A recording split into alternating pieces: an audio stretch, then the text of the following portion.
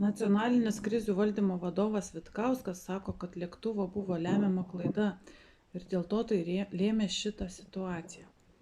Tačiau, kaip mes žiūrime iš įvairiausių video, priminsiu, kas nežino, tai situacija, kad lapkričio 25 Vilniuje šių metų 5 valandos 28 minutės 6 sekundės prasidėjo ten žiežirbos ugnis, 8 sekundės užsidegė, 14 sekundžių sprogo.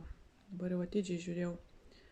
Ir Vilniaus visą padangę nušvietė oranžinė šviesa, pakybo raudona saulė. Ir žmogus, kuris leidosi nuo Minsko plento, komentaruose radau angliškai, kad jis gali prisiekti, kad matė grybą, bet dabar galvoja, kad gal jam vaidenasi. Va, įvykio liudytojas, kuris nufilmavo. Jisai pamanė, kad sprogo atominė bomba, nes jam priminė Fukushimos vaizdus. Šitą komentarą aš nusifotografavau, radau komentaruose. Jo video ten jau tiražuoja visi, bet jisai išlindo. Jo paklausė, ką jisai jautė, tai sako, aš jaučiau, kad pagalvojau, kad atominė bomba. Tai žmogus per automobilio langą matė gyvai. Jūs įsivaizduokit, čia per ekraną matosi, o čia per automobilio langą. Bet mes kiekvieną dieną girdim, kad jei ne lėktuvo klaida, tai tos X cheminės medžiagos nebūtų, jinai nesprogtų. O iš kur tie visi nacionaliniai vadovai žino, kad jinai nesprogtų? Gerai parašė dar vienas komentatorius. Sako, čia aišku, čia labai nefaina, čia kažkokia provokacija, kažkas kažką numušė, bet sako, tai gal čia, sako, didesnio buvo išvengta. Yra tokios sprogstamosios medžiagos, kurios vien nuo smūgio šitą sprogsta, arba nuo sąveikos su oru, pavyzdžiui, tu atidarai, jie atskrenda, jie nežino, pavyzdžiui, ką veža, jie atskrenda, atidaro lėktuvą, patenka oro ir sprogsta viskas. Va taip va būna, yra tokios medžiagos. Aš tingiu jums dėstyti chemijos paskaitas, yra tokios medžiagos. Paskui nuo sąveikos, nuo vibracijos ten gali sprogti. Tai jeigu tokį krovinį užpalenguoja, tai geriau jį susprogdinti su kontroliuojamu sprogdinimu. Taip jau yra, ne aš turiu dėstyti visuomenės saugos šitą pagrindus civilinės saugos, bet čia iš formaliosios logikos išplaukia, kad jeigu kažkas gabena nesaugų visiškai krovinį, čia su kažkokiu tai kargo lėktuvu krovininiu, nesaugios medžiagos absoliučiai taip nėra gabenamos, yra specialūs konteineriai ir visokie čia uranai ar fosforai, čia neaišku iš viskas gabenta, negabenami lėktuvais iš tikrųjų. Jie gabenami laivais, jie gabenami traukiniais, specialiuose konteineriuose, kelis kartus įpakuota. Radioaktyvios medžiagos tik tai konteineriuose. Ten iš viso, pavyzdžiui, jeigu reaktorių kokį veža, tai ten iš vis su palydomis važiuoja. O ne taip, kad įdėjo į paprastą lėktuvėlį, jisai čia toks aukštis, toks takas. Ir tai aš kiek suprantu, tai tą krovinį sekė, okupacinės pajėgos sekė. Arba užpalengavo ties Vilniumi, nes, pavyzdžiui, suomių lėktuvas iš Vantos atskrido iki Nemenčinės, apsisuko ir nuvarė atgal. Gali būti nuo Astravo, man reikės patikrinti, kur stovi oro policija Baltarusių. Nes mes dar iki susipykimo bendradarbiaudavom su Baltarusijos aviacijos civilinė sauga.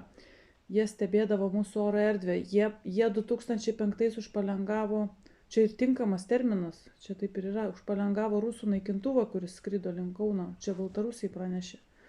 NATO nė blakstiena nesukrutėjo.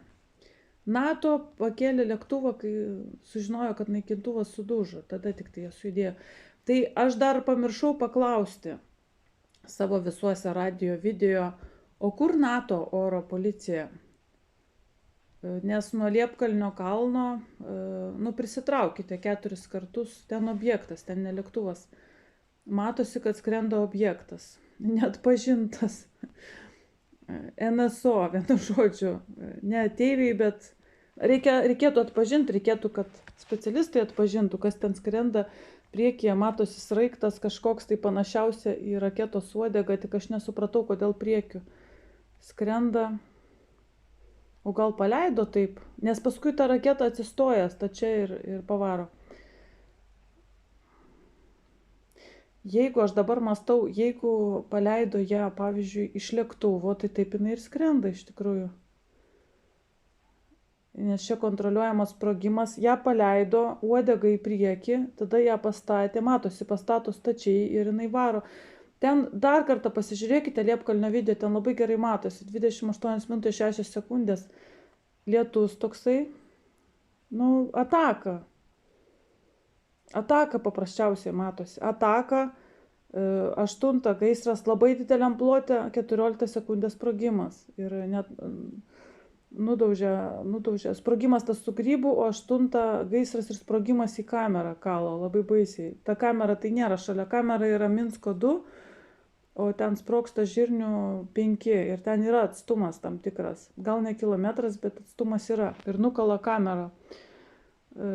Ten pasižiūrėkit va tokio aspekto, neklausykite jūs tų pasakų, pudrina mozgą, jeigu ne lakūno klaida, tai tas objektas to lakūno nebūtų atakavęs. Būtų atakavęs, jeigu tu vežiesi neteisėtą krovinį, jeigu jį užpalenguoja iš skanerių, jeigu krovinys yra panašus į bombą, privalo numušti, kad nebūtų padaryta didesnė žala. Kaip čia sugebėjo numušti taip, kad kraterio jokio nėra. Tai sakau, čia labai modernios yra technologijos.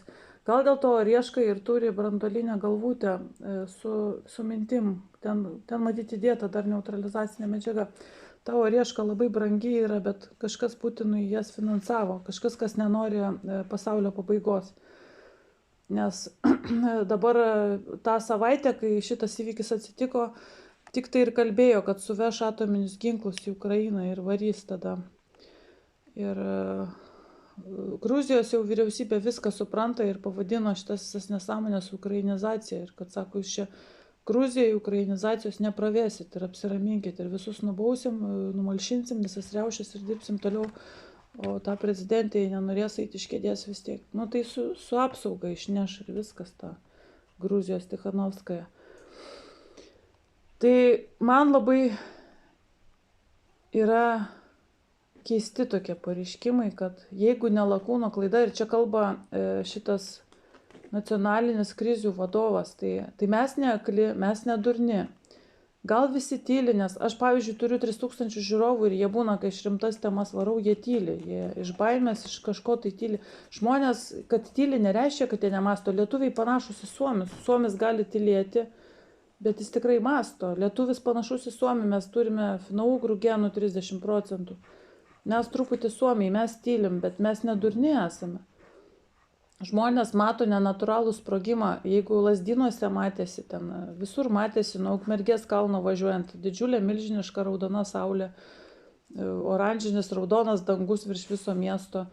Tai aš nežinau, tai kiek čia klasių reikia būti baigus, kad nesuvokti, kad čia kinetinė energija milžiniška medžiaga šitaip pasklido per tokį plotą.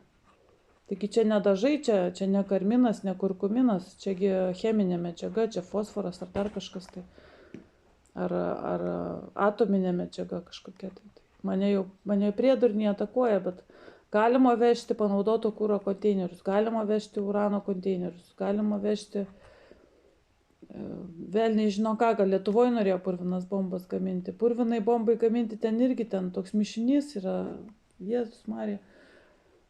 Vežamas ir kam tuos Rheinmetalius ant greičio be žemės planų iš universitetų atėmė žemės ir gamins.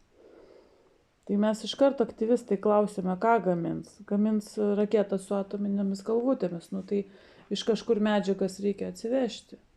Dabar įdomiausia Europos radiacijos komisijos žemėlapis jau Linfenbergo 23 radiacinius įvykius išėmė, nes žmonėm kyla isterija, jie nesuvokia tokių skaičių.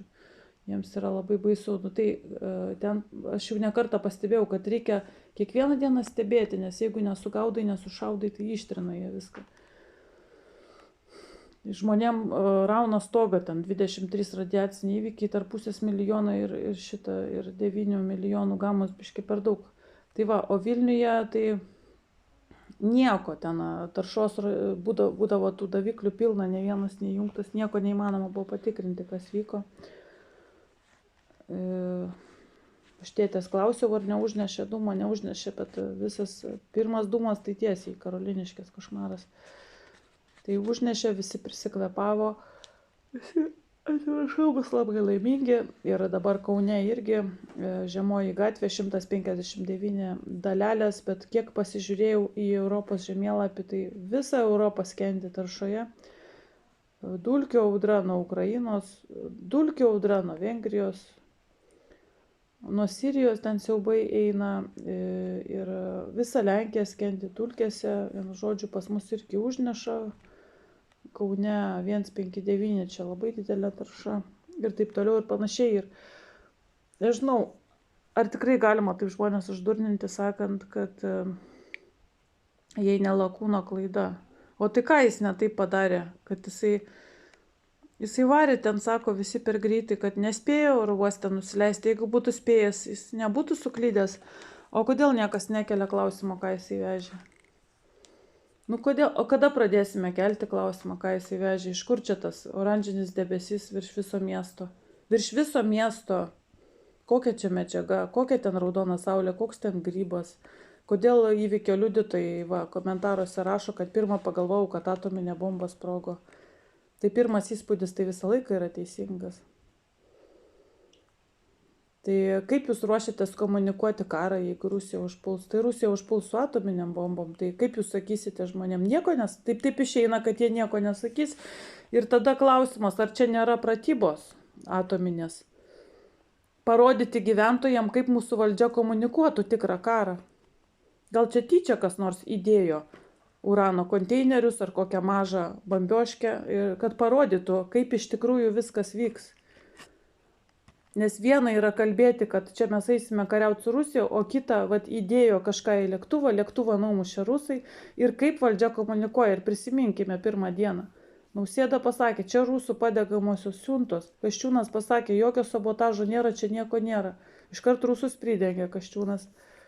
Kariuomenės vadas pasakė, nesivadovaukime prielaidomis. Pakt vadas pradėjo kalbėti instrukcijomis ir schemomis. Apie žmonės pasakė, tai būna iš labai didelio streso. Apie žmonės pasakė, kad jie registruoti name. Ne kad jie gyvena, bet kad jie registruoti. Tai gyventi ir būti registruotam yra du skirtingi dalykai. Kartais sutampa, kartais ne. Visur buvo painiojamasi, nors gyvena 13 žmonių, visur 12. Ir taip toliau ir panašiai. Pakto vadas 7 val. Dar nežinojo, ar žmonės gyvi. Aš tai čiut neišėjau iš proto. Lėktuvas kalė į namą ir niekas nepraneša, ar žmonės gyvi. Adekvačiausiai elgėsi policijos generalinis komisaras, kuris pasakė, kad terorizmo negalima atmesti. Saugumo vadas pasakė, kad jokio terorizmo nėra. Kartais aukštam lygyje tikrai būna pratybos tikros. Čia gali būti ir atominės pratybos. Mūsų priešai pademonstravo, kaip mūsų valdžia mums praneštų, jeigu prasidėtų atominis karas, kaip jie komunikuotų. Jie taip pat ir komunikuotų, jie sakytų, susprogo laiškai, lakūno klaida. Bet tai paaiškink, Vitkauskai, kurioje vietoje suklydo lakūnas. Taigi mes visi matom oranžinį dangų, raudoną saulę ir grybą. Tai kur jisai suklydo? Tai jisai nesuklydo, tai jisai labai teisingas, jisai vežė krovinį, jisai turėjo jį pristatyti. Jisai suklydo, nes nepristatė. Nes krovinį perėmė ir sunaikino. Tai tiek.